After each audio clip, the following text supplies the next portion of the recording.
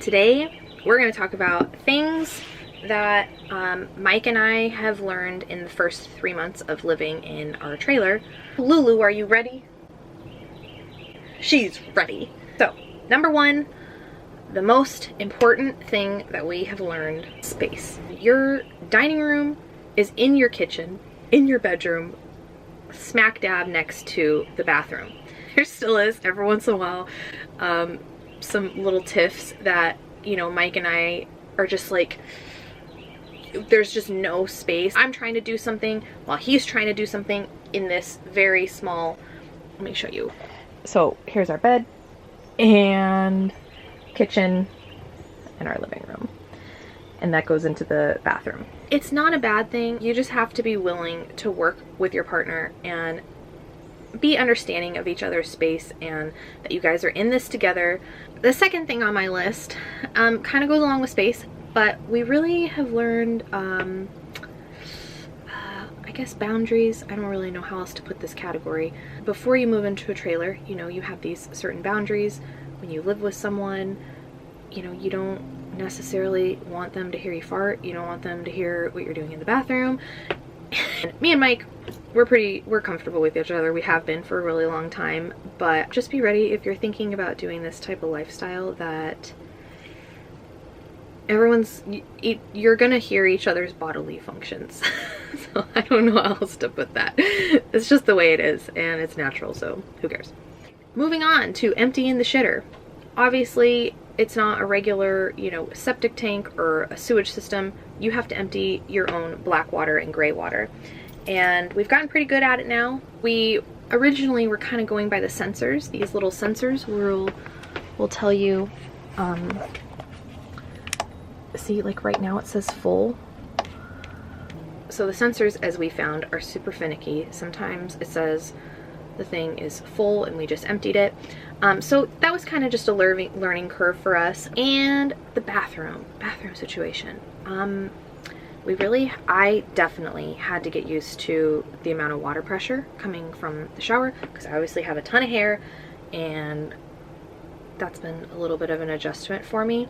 A little bit with the hot water. I think our hot water tank holds 6 gallons, maybe a little bit over.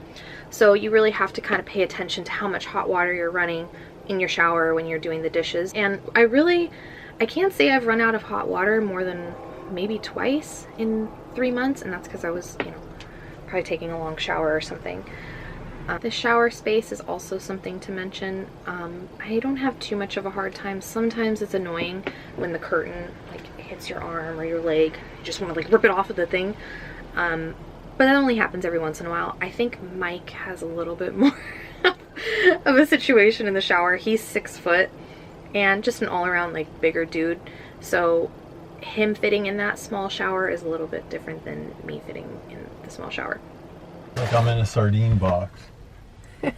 Another thing we learned pretty soon off was, you know, when we lived in San Diego in our apartment, we went to Costco probably, I don't know, once a week, maybe once every 2 weeks, and we saved a lot of money by buying things in bulk. Obviously that doesn't work in the RV.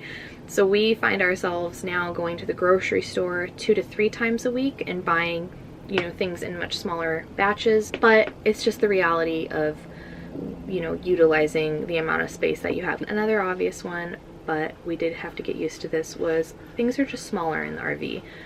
The TV, the fridge, the shower. I think the only thing that wasn't smaller was the bed. I think our bed was a queen size when... Can I help you? I think our bed was a queen size when we moved out of San Diego as well. So that part kind of stayed the same. So here's the size of our fridge. I don't think it's too small. I think it's pretty good. We need to go grocery shopping. We don't have a lot in here. The freezer's, you know, a little small, but it's okay. Okay, my mom and dad watch my YouTube channel, so sorry about this next one, mom and dad. Just like fast forward. We'll call it Boom Boom Town. Sex. It's a little difficult in the RV because this thing weighs, I think, 3,200 pounds dry, and Mike is about 175 pounds. I'm somewhere around 130. And when that amount of weight is moving, this thing is gonna move around. So it's a little awkward. I don't know if you'll be able to tell, but literally just me like going like this, the whole trailer is shaking. Eighth thing that we've learned is that you gotta really learn how to fix things on your own. You don't necessarily have to live by this rule if you're moving into a trailer or something. There's obviously places and people available to fix things for you. As we've found, sometimes it can be really, really expensive, and some of the fixes are pretty easy. So for instance, our heater stopped working over the winter just out of nowhere. After watching some YouTube videos, thank God, we figured out it was something called a sail switch that sometimes collects fur and dirt and things like that. And there was barely anything on there.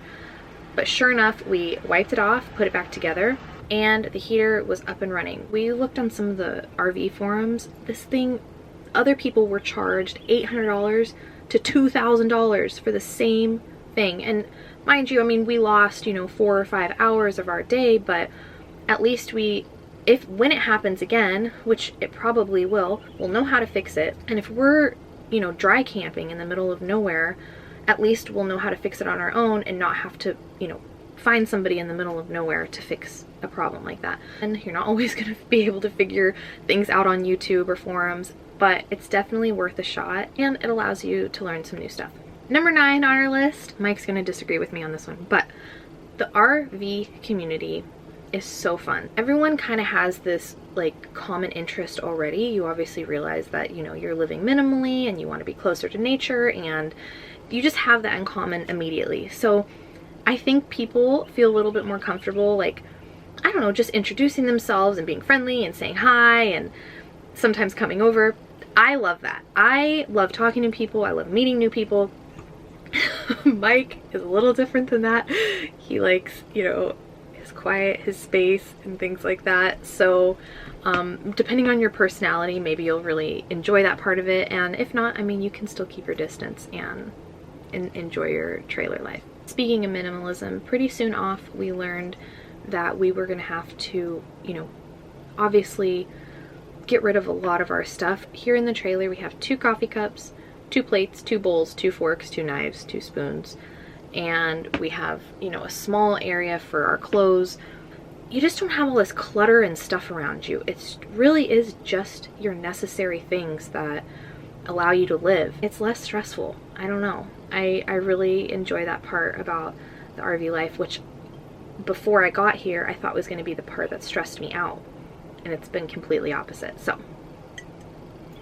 well, that's it for this video. I really hope you enjoyed it. If you liked it, give it a thumbs up and subscribe for the next one, and I'll be seeing you very soon. Say bye, Lulu.